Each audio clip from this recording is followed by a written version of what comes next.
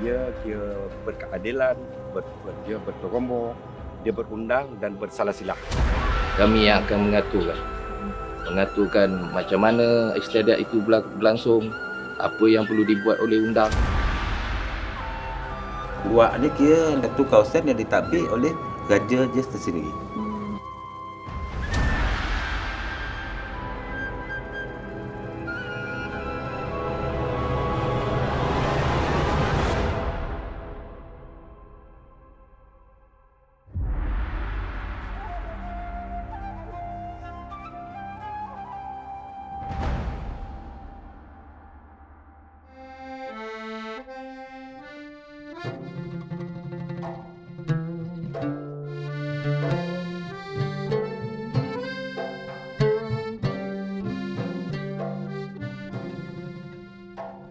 Assalamualaikum dan salam sejahtera. Selamat datang ke dalam rancangan Luak Sungai Ujong Sesi Pengenalan. Anda bersama saya Jana Jalidar dan rakan seperjuangan saya Syafiq Adam, dan hari ini kami berada di salah sebuah negeri yang cukup terkenal dengan adat budaya serta sistem pentadbiran yang begitu unik sekali berbanding dengan negeri-negeri lain. ya, iaitu Negeri Sembilan. Jadi Negeri Sembilan ini adalah merupakan satu-satunya negeri di Malaysia ni yang melantik yang dipertua sebagai raja yang memerintah, dan tidak cukup dengan itu, negeri ini juga melantik yang dipertua pula ditentukan undang berempat, iaitu Sungai Ujong, Jelebu, Johor dan juga Rembau, Edi. Betul tu Jana. Sebelum kita teruskan lagi, saya yakin penonton-penonton di rumah semua tertanya-tanya dengan pemakaian yang kita kenakan pada hari ini, Jana. Kalau anda nak tahu, kami sedang menggunakan pakaian tradisional Negeri Sembilan. Cantik kan, Edi? Betul apa yang Jana cakap tu, tapi bukankah kebiasaannya bila kita bercakap tentang baju pakaian tradisional Negeri Sembilan ni, dia ada yang pakai macam tanduk tu dekat atas tu, yang macam rumah Minangkabau tu. Betul tu, Edi. Tapi inilah antara keunikan pakaian tradisional Negeri Sembilan, Edi. Apa yang kita pakai, yang Edi cakap tu pun betul. Dan pakaian ni dinamakan pakaian tradisional Minang. Yang kita pakai hari ni pula ialah pakaian tradisional masyarakat Melayu di Negeri Sembilan, Edi. Okey, betul tu. Negeri Sembilan ini mempunyai pelbagai keunikan bagi setiap daerah kecil yang dikenali sebagai luar. Tapi sebelum itu kami ingin kongsikan satu maklumat. Tahukah anda bahawa Negeri Sembilan ini sebenarnya banyak bersumberkan sarjana luar? Betul tu, Edi. Untuk pengetahuan para penonton, penulisan sejarah awal Negeri Sembilan dalam konteks sumber tempatan banyak merujuk kepada sumber lisan melalui penceritaan dari mulut ke mulut sejak ratusan tahun lagi, Edi. Sebab Jana dah sebut daripada mulut ke mulut, antara benda yang menarik minat saya apabila berada di Negeri Sembilan ini ialah, kalau Jana perasan, masyarakat dekat sini banyak menggunakan huruf O apabila bercakap, seperti apa, kenapa. Oh, dia ada O dekat belakang tu, ada Edi? O kat belakang tu. Okey, dah alang-alang Edi sebut pasal pertuturan ni kan. Jana rasa macam nak berbahasa dialek bercakap negeri guna dialek Negeri boleh ke, Sembilan. Edi? Saya rasa kalau bercakap, semua orang boleh bercakap, Jana. Jadi apa kata Jana cuba berpantun menggunakan dialek Negeri Sembilan? Pakai dialek Negeri Sembilan? Boleh, saya boleh cuba. Tapi Silakan. jangan gelakkan saya, eh. Saya takkan. Okey, saya cuba. Silakan. Menjalo koli yang dapat haruan.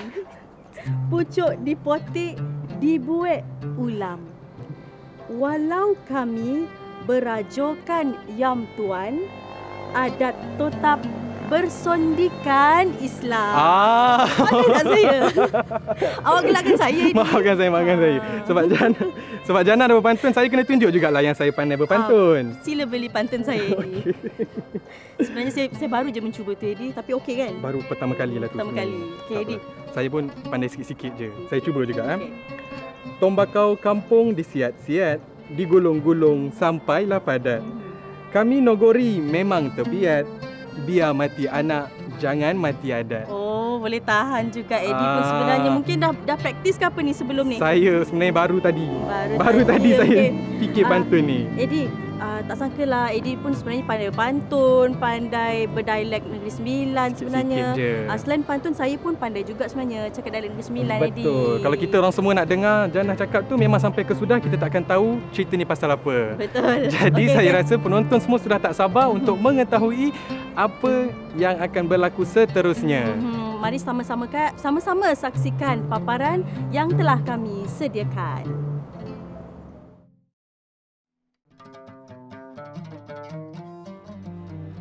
Macam Sungai Ujong ni, dia kira berkeadilan, dia berterombong, dia berundang dan bersalah silah. Jadi di sinilah dia di situ dia berbeza sikit, di mana dia akan tengok daripada akar umbi itu, daripada benih tu, daripada benih ibu dan juga daripada benih ayah.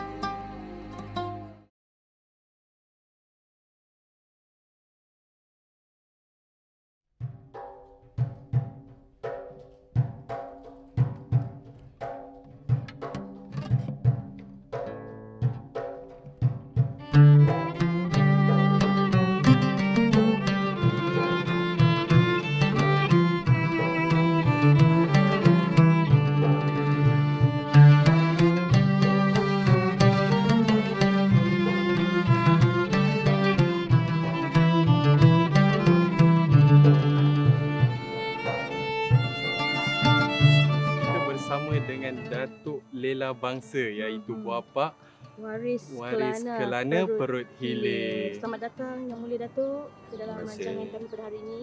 Dan mungkin Edi ada beberapa soalan yang akan kita utarakan kepada Datuk untuk memberikan input ataupun pengenalan tentang mengenai luak Sungai Ujong ini. betul. Jadi Datuk, kalau kita lihat di belakang kita ni rumah pusaka yang telah dikenali sebagai Telapak Datuk Undang Sungai Ujong yang ke-15. Mungkin Datuk boleh ceritakan kepada kami mengenai sejarah rumah ini.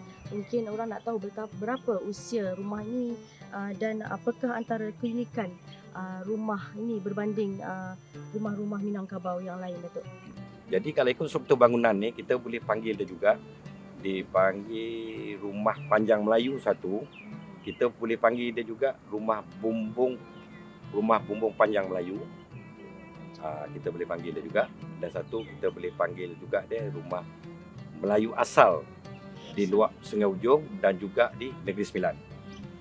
Jadi kalau ikutkan, dia mempunyai serambi yang panjang, bumbung yang panjang, dan dia ada pangkat serambi, dia ada tengah serambi, dia ada hujung serambi dan juga rumah ibu.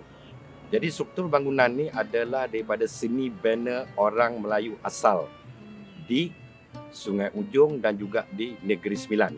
Ya, dia bukan bentuk Minang, bukan. Sebab daripada struktur bumbung dia pun dia tidak melentik sangat. Tapi ini adalah kita punya seni bina Melayu kita, dan kita mempunyai serambi kita. Dan kita juga daripada segi dia punya lantai dia pun dia akan bertekad-tekad. Jadi di situ ada dia punya pengesian dia, ada penceritaan dia, mengapa dia adakan tekad-tekad. Itu yang pertama lah. Yang kedua, kita ada juga dipanggil, berkaitan tu kita ada rumah ibu kita. Ya.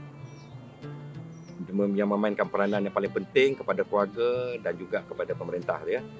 Yang ketiga pula, dia mempunyai di dinding dia tu ada unsur-unsur rumah pemerintah ataupun rumah pembesar ataupun rumah Raja Melayu, di mana di dinding tu dia bukan flat tetapi dia berbentuk-bentuk dipanggil menggelembung.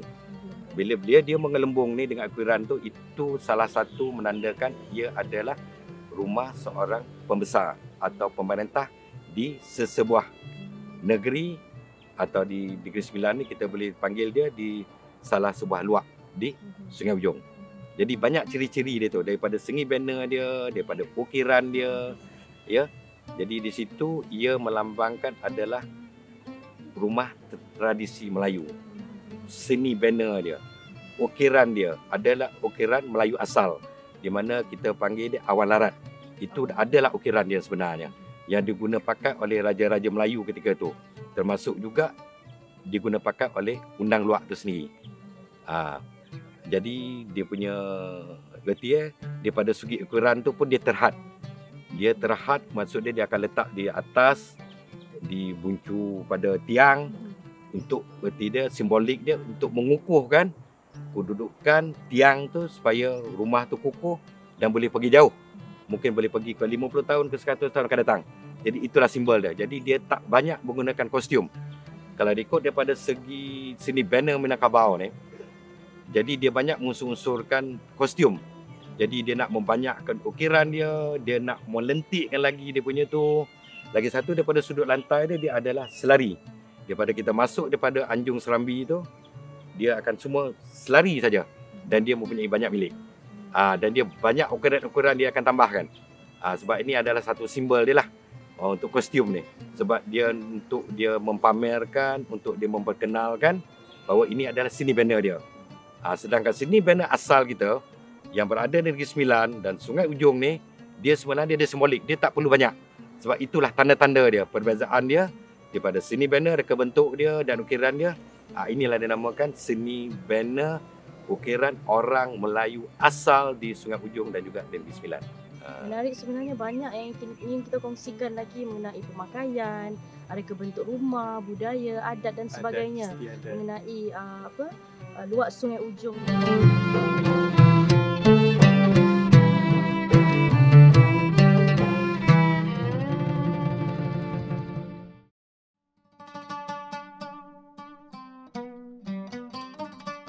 Patah adat mengatakan adat bersendikan syarak, syarak bersendikan Al-Quran, Al-Kitabullah. Maksudnya Kitabullah tu Al-Quran. Jadi daripada segi manakah orang kata adat ni tidak sesuai? Sebab kenapa orang tua-tua dulu panggil biar mati anak, jangan mati adat? Sebab adat itu sendiri telah bersendikan syarak. Dan syarak itu bersendikan Kitabullah. Kan? Itu pasal orang tua-tua dulu cakap biar mati anak, jangan mati adat. Tapi orang tak fikir pula syarak dan Al-Quran tu.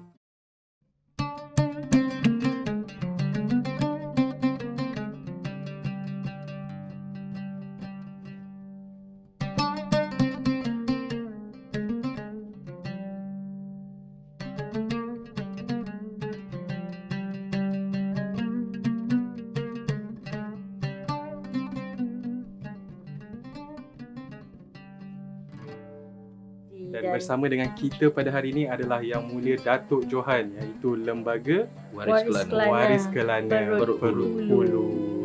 Kita nak tanya sebenarnya, kita nampak Datuk Johan berpakaian lengkap seperti ini dengan Betul. keris, dengan ada kain di bahunya ni. Mungkin boleh tak Datuk kongsikan kepada penonton di luar Ceritakan sana? serba sedikit, terutamanya pasal keris tu. Sebab saya agak tertarik bila melihat ada dua jenis keris yang berbeza ni. Keris yang di samping pinggang saya ni adalah daripada turun-temurun daripada keturunan saya. Asalnya daripada Sungai Ujong lah. Dan daripada datuk nenek moyang saya diturunkan sampai ke saya lah. Saya pakai, dan ini pun daripada keturunan kita jugalah. Dan namanya suduk baru.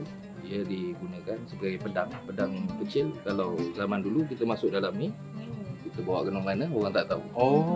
Masuk dalam baju ataupun masuk dalam baju, dalam lengan bawah tu lah. sebab kecil kan. Kecil kita masuk simpan. Itu bawa jalan-jalan orang tak nampak kan. Bila kita nak berperang untuk kita tarik. mempertahankan diri. Ya, untuk bertahan. Mungkin di permulaan ni Datuk Johan kita ingin bertanyakan soalan mengenai, mungkin boleh Datuk ceritakan sedikit mengenai fungsi dan juga peranan Lembaga Waris Kelana dalam sistem pentadbiran di luar Sungai Ujong ini. Kalau dari segi pentadbiran, kalau diikutkan kami ada dua, belah kiri dan belah kanan. Belah kanan tiang balai mewakili Datuk Andolika Mendelika dan dia punya tiang balai yang lain lah. Dan yang belah kiri adalah Datuk Lembaga Waris. Lembaga Waris iaitu Datuk Johan dengan Datuk Maharaja Lela, Hulu dan Hilir. Lembaga Waris ni menjaga warga waris Kelana lah yang bakal menjadi Datuk Kelana. Dan jadi apabila pelantikan nanti kami akan pencalonan nama-nama untuk menjadi Datuk Kelana lah. Sebab kami yang tahu mana waris yang asal, yang tak, orang kata tak batal dari segi pelantikan, tak melakukan apa-apa kesalahan. Dan kadang-kadang budak-budak muda ni banyak yang tak datang menghadap undang. Selama undang masih hidup dia orang buat tak tahu kan. Esok lusa baru apabila undang dah meninggal, baru dia orang nak beria nak jadi calon. kita akan ketepikan lah orang-orang macam ni kan, sebab dia orang tak menjaga adat kita. Dan lembaga waris ni juga berfungsi apabila ada istiadat besar di balai undang, kami yang akan mengaturkan macam mana istiadat itu berlangsung, apa yang perlu dibuat oleh undang, kami akan mengaturkan segala-galanya.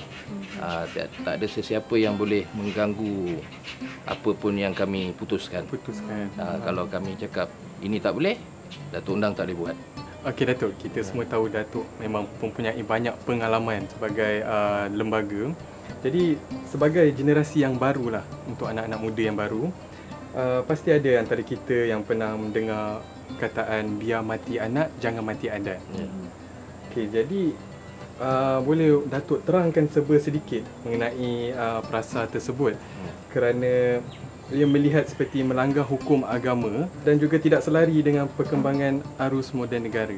Pepatah adat mengatakan adat bersendikan syarak, syarak bersendikan Al-Quran, Al-Kitabullah.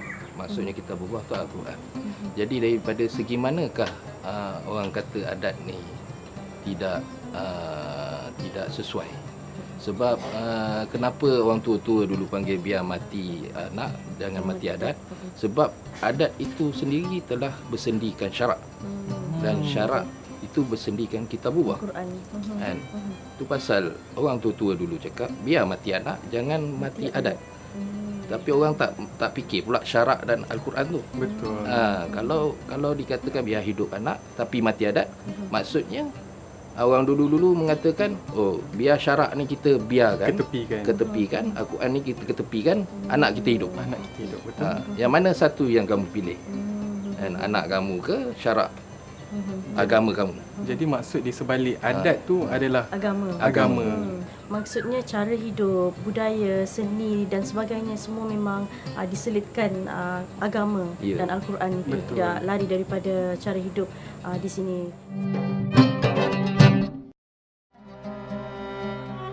Luak ni bermakna satu kawasan yang besar daripada daerah, kecil sikit pada negeri. Itu dipanggil luak. Jadi luak ni di Negeri Sembilan ni, luak-luak ni dia pentadbiran tersendiri. Masing-masing kita ada 4 luak. Tiap-tiap luak tu ada undang dia. Undang dia memerintah sendiri.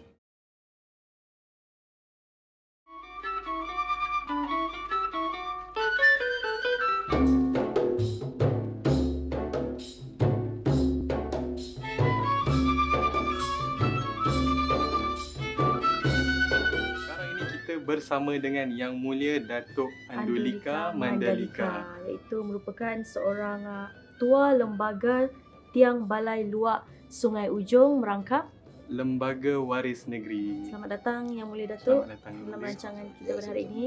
Jadi kita akan berkongsi lebih banyak lagi mengenai berbagai budaya, adat, mengenai asal-usul dan sejarah Sungai Ujong. Sungai Ujong.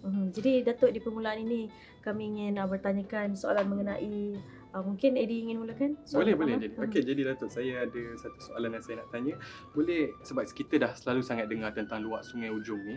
Jadi boleh Yang Mulia Datuk ceritakan serba sedikit tentang luak Sungai Ujong ni.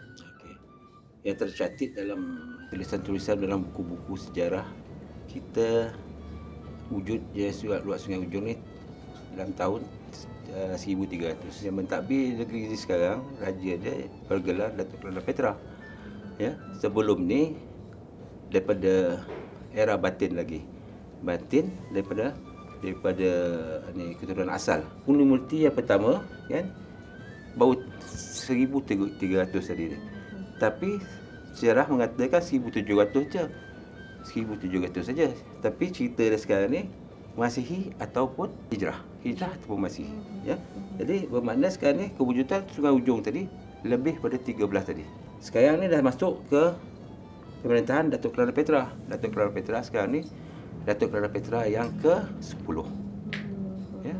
Sekarang ni. Jadi kalau nak cerita pasal sejarah Sungai Ujong ni, dia berbagai-bagai, versi yang bermacam-macam. Ya, jadi kita yang mentadbir sekarang ni, kita masih berpegang lagi kepada sejarah tua tadi ni. Negeri asalnya tadi bermula daripada Batin. Batin, Penghulu Menteri, Kelana Petra. Sebenarnya Edi, kalau nak ikutkan sejarah beratus-ratus tahun ni banyak sebenarnya kalau ingin disebut. Diceritakan lagi mengenai Cuma tidak sejarah. bertulis, sejarah kita banyak turun mulut ke mulut. Cuma mungkin Datuk nak memberitahu di sini bahawa lebih daripada yang seperti yang diceritakan, yang Datuk ceritakan ni mungkin lebih panjang lagi sebenarnya hayat Mungkin salah silap keluarganya jauh lebih mendalam lagi daripada apa yang diceritakan. Datuk, sebab namanya Luak Sungai Ujong ni, kita seringkali mendengar nama ni Luak. Jadi mungkin mengikut tulisan Luak ni bermaksud bahagian pentadbiran bagi kawasan. Jadi mungkin boleh Datuk rungkaikan sedikit untuk pengetahuan kami semua apa sebenarnya maksud perkataan Luak itu. Luak ni bermakna satu kawasan yang besar daripada daerah, kecil sikit pada negeri. Itu dipanggil Luak. Jadi Luak ni di Negeri Sembilan ni, Luak-luak ni dia pentadbiran tersendiri. Masing-masing kita ada 4 luak. Tiap-tiap luak tu ada undang dia. Undang dia mementah sendiri.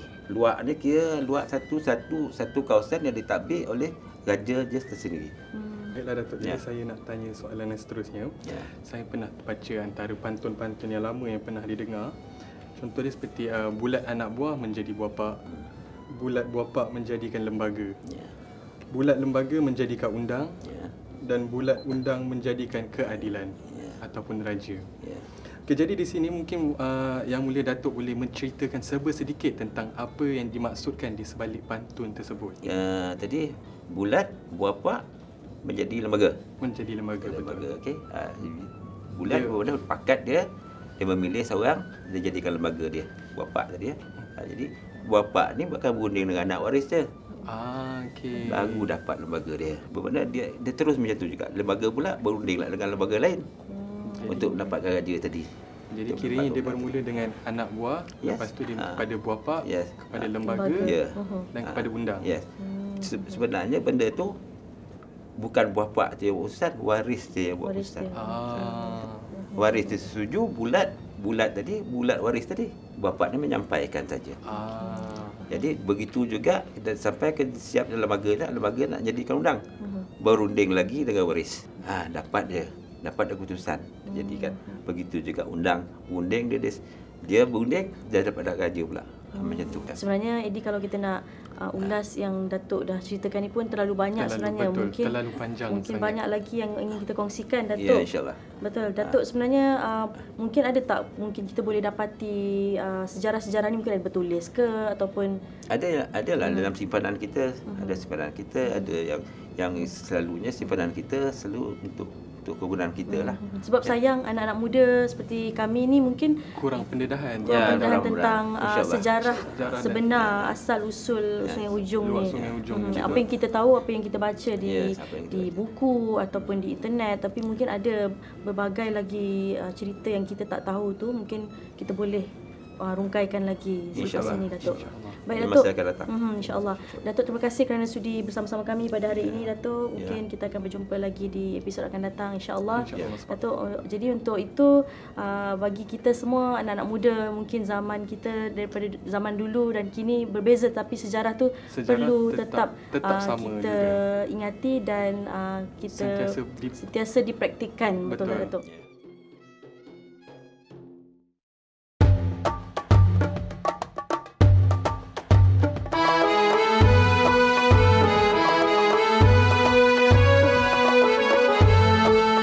Demikianlah sejarah tentang Luak Sungai Ujong yang saya rasa ramai antara kita yang tidak tahu tentang betapa hebatnya permulaan Sungai Ujong ini. Betul tu Edi. Saya sendiri rasa sangat teruja Edi bila mendengar salah silah sejarah Luak Sungai Ujong ini yang diceritakan sebentar saja tadi kan Edi. Siapa sangka orang zaman-zaman dulu mampu sebenarnya membina sebuah rumah yang begitu kukuh dan tidak menggunakan sebarang paku dan mampu berdiri teguh sehingga hari ini Edi. Betul tu Janab. Dan yang lagi menariknya, ramai antara kita yang tidak tahu bahawa Luak Sungai Ujong ini pernah menjadi sebahagian daripada negeri Johor dan Melaka suatu masa dahulu. Sungai Ujong ini juga pernah disebutkan sebagai Sang Hyang Ujong yang pernah dicatatkan pada 1365 Masihi. baik. Sebenarnya Sungai Ujong ini juga merupakan luak yang tertua di Negeri Sembilan. Itulah tidak heran jika luak ini sebenarnya mempunyai sejarah yang sangat-sangat menarik sekali, Edi. Betul tu. Saya juga amat teruja apabila melihat pemakaian adat istiadat yang dikenakan sekali dengan keris warisan turun-temurun. Betul, Edi. Saya setuju tu tentang pakaian dan sebagainya. Tapi sebenarnya saya lebih tertarik dengan kisah sejarah luak Sungai Ujong yang merupakan laluan perdagangan pada suatu masa dahulu. Dan tak sangka ya Edi, bahawa luak Sungai Ujong ni juga pernah menjadi tempat laluan perdagangan yang sangat-sangat hebat suatu masa dahulu, Edi. Betul tu. Dan keistimewaan luak Sungai Ujong ini diteruskan lagi apabila kita mendapat tahu bahawa luak Sungai Ujong ini tidak menggunakan adat perpatih ataupun adat Minang seperti yang disebut-sebutkan oleh semua orang tentang Negeri Sembilan ini. Bukan itu sahaja, Edi, luak Sungai Ujong juga mempunyai keistimewaan melalui muzik yang dibawakan, iaitu qasidah yang mempunyai unsur-unsur Islam, Edi. Betul tu. Tapi yang lebih menariknya bagi saya, apabila kita bercakap tentang luak Sungai Ujong ini, luak Sungai Ujong ini yang diketuai oleh undang. Dan bagi saya kenapa benda ini cukup istimewa, kerana undang ini mempunyai kuasa untuk memilih Raja Negeri Sembilan. Dan undang ni pula dipilih oleh lembaga dan lembaga pula dipilih oleh Buapak, Edi.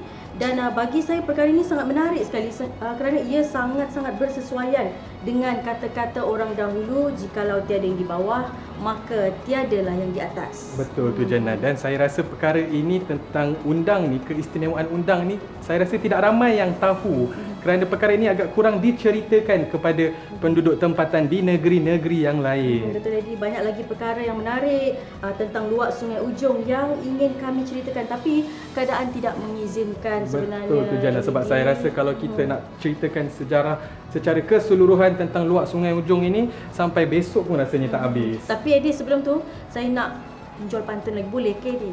Silakan. Saya nak berbahasa ni juga, berbahasa negeri juga dalam bahasa. Boleh. Silakan. Hidup kami bersuku-suku, kojo suku melantik lembago. Hukum adat tak do di buku, bilo diwarih an konola berjago. Betul ke tak, Edi? Boleh lah macam tu. Ada bunyi. Adalah sikit bunyi-bunyi nogori Edi, tu. saya dah jual pantun tu, belilah pantun saya. Boleh. Saya pun ada terjumpa satu pantun ni, saya rasa saya boleh. Saya Jumpa. Saya jumpa dan saya cuba. Sebab saya pun kurang sikit nak sebut bahasa. Boleh, sila. Nogori. Okey ya. Hukum adat senantiasa terjaga. Penjaga gagah kalahkan badang. Dari Buapak datang lembaga. Dari luar datang undang. Sedap bunyi, ada lagi tu.